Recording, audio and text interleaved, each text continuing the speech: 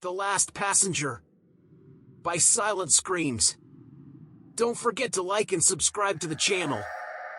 I've been driving the number 14 night bus for almost 8 years now. That's long enough for the route to feel like it's been carved into my bones. The same streets, the same turns, the same stops, night after night. If you blindfolded me and dropped me somewhere along it, I could probably tell you exactly where I was by the slope of the road or the sound of the tires over the pavement. My shift starts at 9 in the evening and runs until just after 3 in the morning.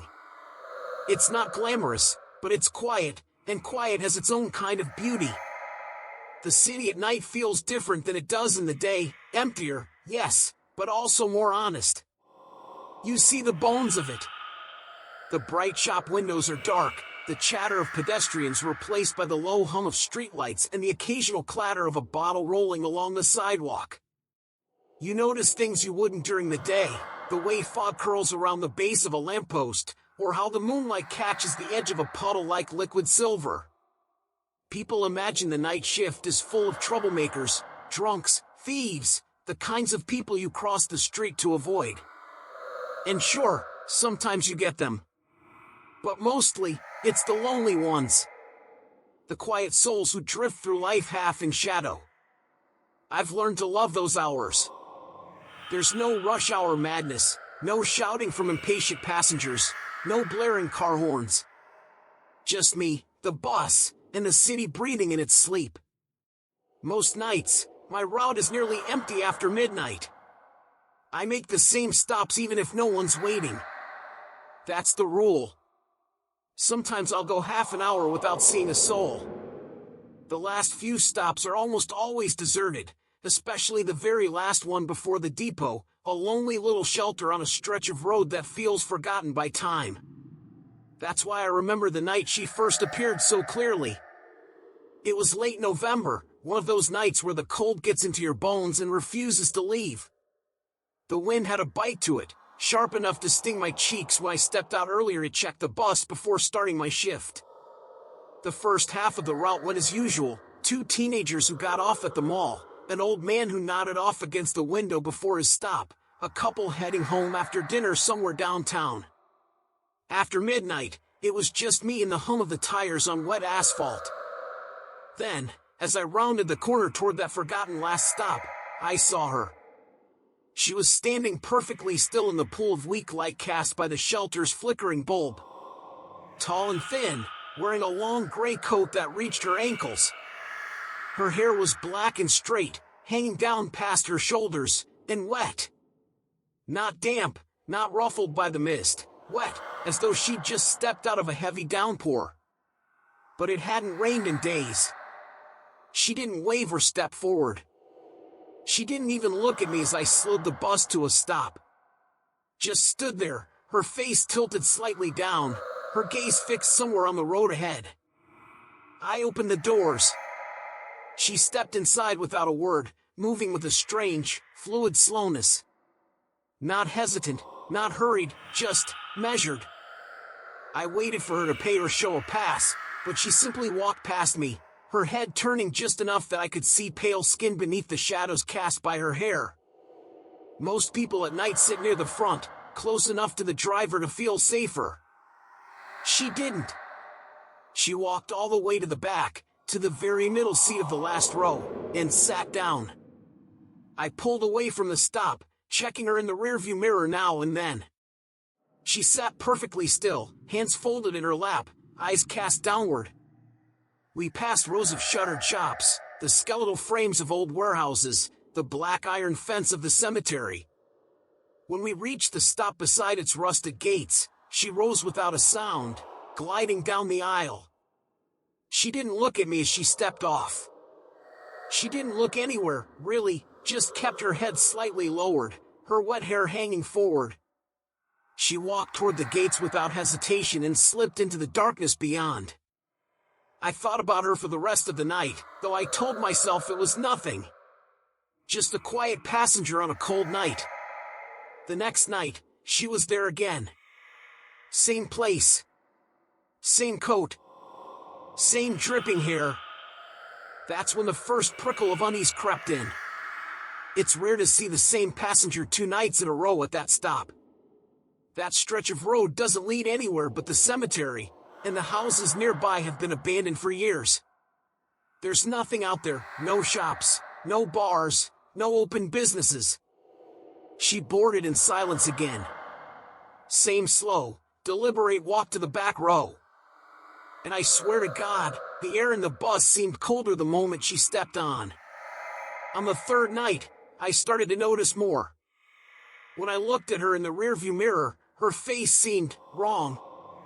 Not blurred, exactly, but off. Her features didn't quite line up the way they should. The space between her eyes was just slightly too wide. Her mouth was a fraction too small.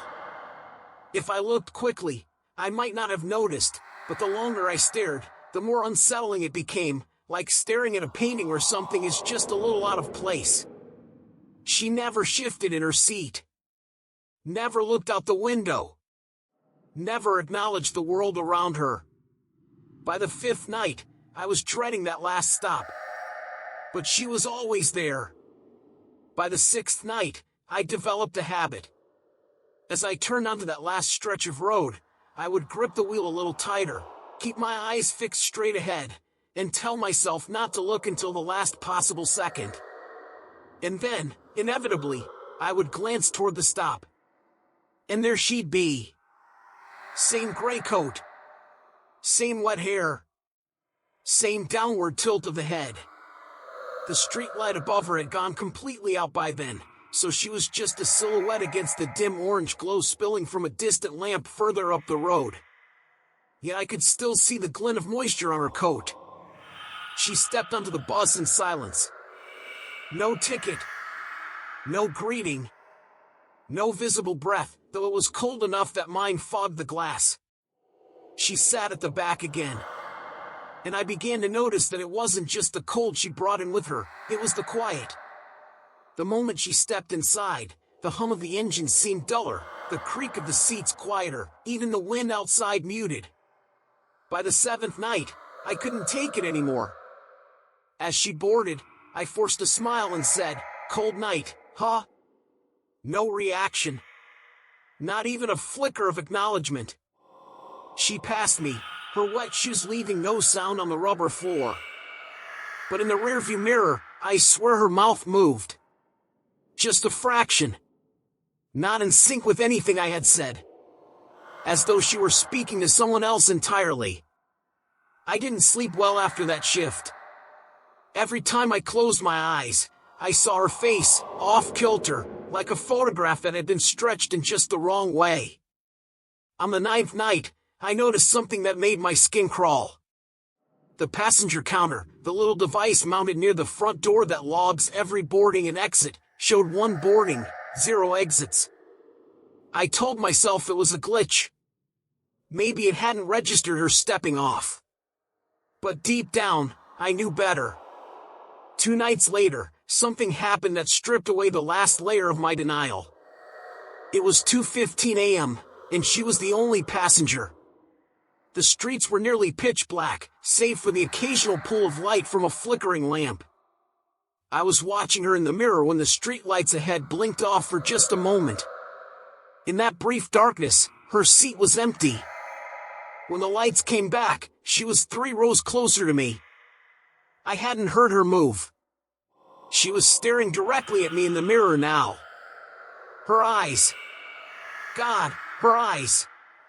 Too wide. Too dark. No reflection of the light at all. My throat tightened. I looked away and kept driving, willing the minutes to pass faster. When we reached the cemetery, she stood and walked to the door. But instead of stepping off, she stopped on the threshold and turned her head just enough for me to see the corner of her mouth curve upward. A smile. Then she was gone. I considered telling someone, my supervisor, maybe even the police, but what would I say? A woman keeps riding my bus and I think her face is wrong? They'd think I was drunk or crazy. So I said nothing. And the nights went on. Then came the night she spoke. The shift had been quiet. too quiet. Even the regular late-night passengers, the guy who always reeked of cigarettes, the waitress heading home from the diner, were absent. It was just me. And her. She'd moved forward again, now only 2 rows behind me. When we reached the cemetery, I opened the doors as usual. But she didn't move. I turned slightly in my seat. "This is your stop." Her head lifted, and for the first time, I saw her face clearly. It was pale. Not the pale of someone who avoids the sun, but the pale of paper, flat, almost colorless. Her lips were tinged blue. Droplets of water clung to her hair and skin. And her eyes were black, with no whites at all. "You drove me that night," she said softly. Her voice was calm, but there was something inside it, something that felt like cold hands gripping the base of my spine. "And you didn't stop." The engine sputtered and died. The lights in the bus went out, plunging us into darkness. I fumbled for the ignition, my hands shaking. When the lights came back, she was standing in the aisle, much closer than before. Water pooled at her feet, though the floor beneath was dry. "You didn't stop," she repeated. "What do you want?" My voice cracked. Her mouth stretched into a smile that didn't reach her eyes. "A ride home." The doors slammed shut on their own. The bus jerked forward, though my foot wasn't on the pedal. The wheel spun under my hands, pulling us down a road I didn't recognize. The buildings we passed were wrong. Old, crumbling, their windows black and empty. The graffiti on the walls was made of shapes I couldn't read, symbols that seemed to shift if I looked too long. She stayed standing in the aisle, swaying with the movement of the bus, her gaze fixed on me. Finally, we slowed in front of a set of rusted gates. Beyond them, a narrow path disappeared into a darkness so thick it felt like a wall. Above the gates, a weathered sign hung by one chain. The letters were almost gone, but I could make out a single word: cemetery. The doors opened. She stepped off, pausing just long enough to look back at me. "Next time," she said, "you'll come inside." Then she vanished through the gates. I woke up in the driver's seat the next morning. The bus was parked neatly in the depot, key still in the ignition. Sunlight filtered in through the dirty windshield, revealing a fine layer of frost on the glass. For a long moment, I just sat there, trying to remember how I'd gotten back. I remembered the gates, the sign, her words, but nothing after that. The clock on the dash read 9:12 a.m. My shift had ended 6 hours ago. I stepped out of the bus, my legs stiff and unsteady. No one else was around. Most of the other drivers had already left on their morning routes. When I got home, I slept for 12 hours straight. That night, I told myself I wasn't going in. I'd call in sick, maybe take a few days off. But when the time came, I found myself driving to the depot anyway. My hands moved on their own, muscle memory guiding me through the motions, checking the bus, signing the log sheet, pulling out of the bay. And when I reached that last stop before the depot, she was there. Something in me snapped. I didn't slow down. I told myself I wouldn't pick her up. Wouldn't even look at her. If I just drove past, she couldn't get on. But as I passed the shelter, the bus shuddered violently, as if something massive had struck it from behind. The brakes slammed hard, nearly throwing me into the wheel. The doors hissed open on their own, and she stepped inside. This time, she didn't go to the back. She sat directly behind me. I could feel the weight of her stare burning into the back of my neck. "You don't remember," she said after a while.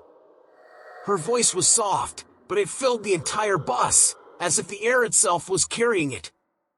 "Remember what?" I asked, my voice tighter than I meant it to be. The silence stretched.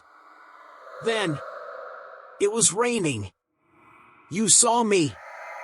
You didn't stop. The words hit something in the back of my mind, a memory buried under years of routine. A dark road. A figure standing at the side. My wipers thrashing at the windshield. I had been running late that night. It was years ago, before the 14 route, before the night shift. I'd been on an express line. Heavy rain. Poor visibility. I'd seen someone through the downpour, a woman in a gray coat, arm raised, thumb out. I had driven past. You left me there, she said now, her voice low, almost tender. In the water. In the dark. I gripped the wheel so hard my knuckles ached. It wasn't safe to stop, I muttered, more to myself than to her. She leaned forward, so close I could feel the cold radiating from her skin. It isn't safe now, she whispered. We reached the cemetery. She stood, moving to the front. But instead of stepping off, she turned to face me. You'll come inside tonight, she said. And before I could respond, she stepped down into the darkness. When I woke up the next morning, again in the depot, I found something tucked into the seat beside me. It was an old bus ticket. Faded, edges curled. The date printed on it was the same night I'd passed her years ago. And in the space where the route number should have been, there was a single word, printed in perfect black ink, home. I didn't work the next night. At least, that was the plan. I told myself I'd stay home, lock the door, and wait for the feeling in my chest to fade. I even sat on my couch with the TV on, watching some mindless sitcom with canned laughter I barely heard. But around 8:30 p.m., I realized my keys were in my hand. My coat was on. I was standing at the door. I didn't remember getting up. The depot was nearly empty when I arrived, just a few drivers shuffling toward their buses. No one greeted me. It was as if they didn't even see me. When I slid into the driver's seat, the engine was already running. The route display above the windshield didn't say 14 anymore. It said, last. The streets I drove were my streets. The buildings were familiar shapes in unfamiliar positions. Street lamps swayed though there was no wind. The light they cast was pale, almost blue, and it made the shadows impossibly deep. I didn't stop for anyone. No one waved me down. The city felt hollow, like a stage set after the actors had gone home. Until I reached that stop. She was waiting, as always. But this time, she wasn't alone. There were shapes behind her, blurry, dark outlines that shifted in place, their features impossible to make out. I couldn't tell how many. She stepped forward, and the others stayed where they were, melting back into the darkness. When she boarded, she didn't walk to the back or sit behind me. She stood in the aisle, facing me. Tonight, she said, you finished the ride. The doors closed without my touch. The bus moved forward, the wheel turning on its own. We passed the regular turn for the depot. Past every familiar street. The road narrowed, lined with dead trees whose bare branches scraped against the windows like fingernails. The air inside the bus grew colder, until my breath came in visible clouds. We stopped in front of the rusted gates. The sign above them was clear now. Not weathered, not faded. The letters were sharp and fresh. Blackwater Cemetery. I had never heard the name before. The gates swung open on their own. She looked at me, her black eyes holding mine. Come inside. My legs moved before my mind agreed. I stepped down from the bus. The ground was soft beneath my shoes, like wet earth. The path beyond the gates was lined with leaning headstones, some so worn the names were gone. The air smelled faintly of mud and something else, something metallic. She led me deeper, her steps making no sound.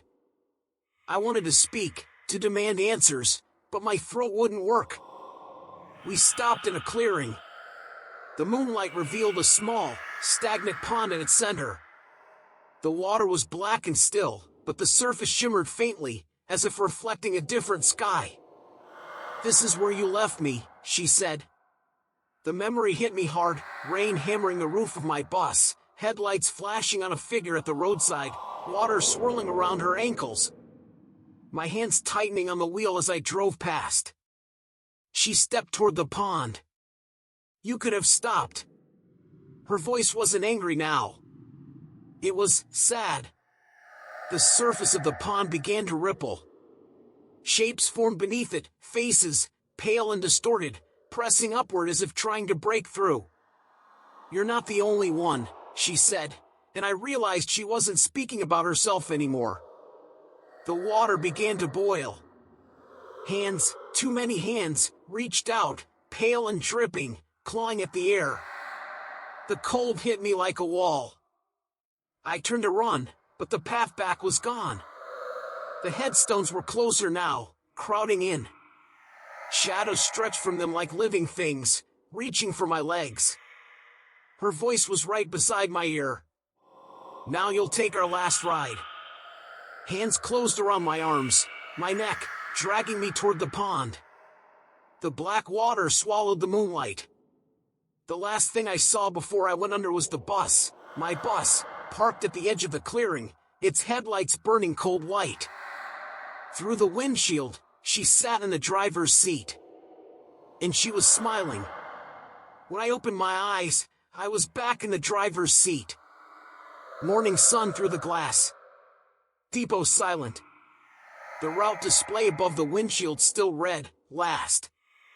The depot felt wrong. Too quiet, even for early morning. No engines idling, no voices, no footsteps echoing on the concrete. I stepped outside, expecting to see the familiar rows of buses. But there was only mine. It sat alone in the yard, gleaming as if fresh from the wash bay, though I knew it had been caked with grime last night. The route display still read "Last" in sharp, glowing letters. I tried to walk away, but my feet carried me toward it.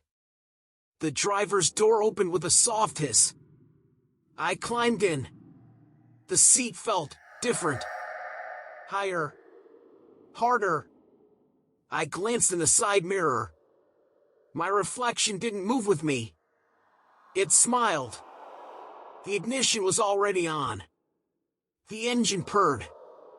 The steering wheel turned slightly in my hands, and I knew where I was going without needing a map. The streets rolled out in front of me, dark, quiet, waiting. At the first stop, a man in a wrinkled suit waved me down. He looked tired. He didn't see my face in the window. The doors opened. He stepped inside, dropped his coins in the box, and shuffled to a seat. I didn't speak. I didn't need to. Because now, I understood. The bus always needs a driver. And the last passenger always becomes the next one behind the wheel. The route display above me flickered once, then settled. Last. And I drove on, into streets that weren't mine, toward passengers who would never see morning again.